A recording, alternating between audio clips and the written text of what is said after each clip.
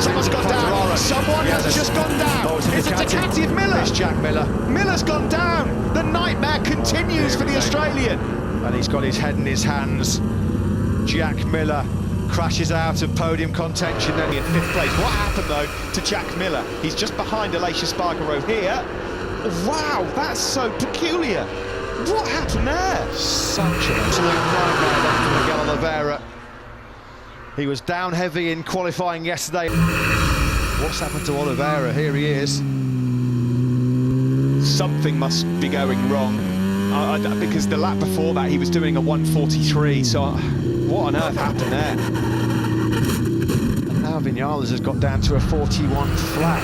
It is. Valentino Rossi has crashed. What a shame for him, because he just hit some decent pace. He'd just taken his brother Luca Marini for 12th. At the start of this Grand Prix, yeah, Franco Morbidelli's getting a hurry up as well. Let's see what happened to Valentino Rossi. Turn number 11 is going to catch out the doctor. Tips it in. That was incredibly early, didn't it? Yeah. Like maybe he was just getting in a little bit offline, but that's a shame because actually he has. Someone's gone down. Bagnaia goes up a place. Who's crashed out? Who's crashed out? Oh, no, it's Alex Rins. Do you know He's what? crashed out. Steve, sometimes we've seen this before. Alex Rins in great point-scoring opportunities, and he makes blunders at the worst possible time. Well, we said it was him that was putting pressure on Fabio Quartararo. Of course, Quartararo's pace was putting just as much pressure and more on Alex Rins. And it's Rins who's caved into that pressure. It's such an awkward corner to get right. Turn 5, Quartararo's speed has pushed him into that mistake. He's done everything, and he can't find a way through, even to show Quartararo's front wheel. Despair for Rins. Few times we've seen that in the past, haven't we, where he's been in great chances for the podium and to fight for the win, and it's gone begging. Kashiman's back. Fought his way through into 2nd place. Classy ride this by Bagnaia. Oh, no! Zarco's gone down. The World Championship leader, is now down and out of the race. Rins blows a podium, Zarco blows a podium, he certainly blows the World Championship lead now.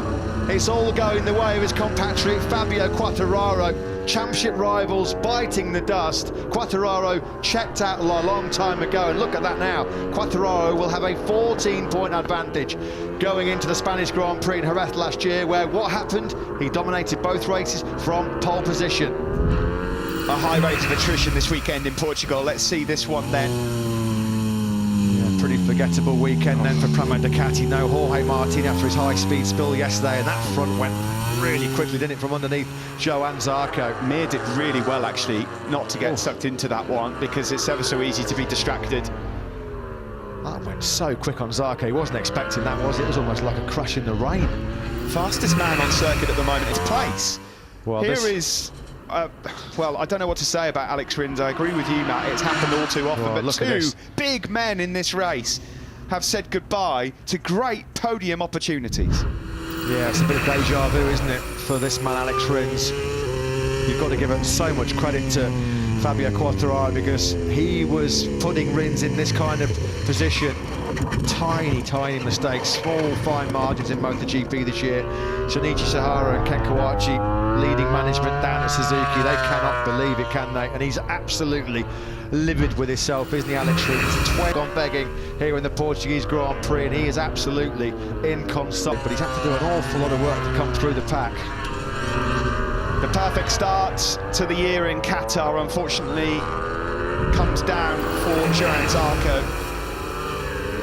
Let's have a look now from the helicopter view. Is he offline at all? The front end was just moving around a touch, wasn't quite settled. Never got settled coming through turn 9, did it? And Ducati, well, as we mentioned, it's been a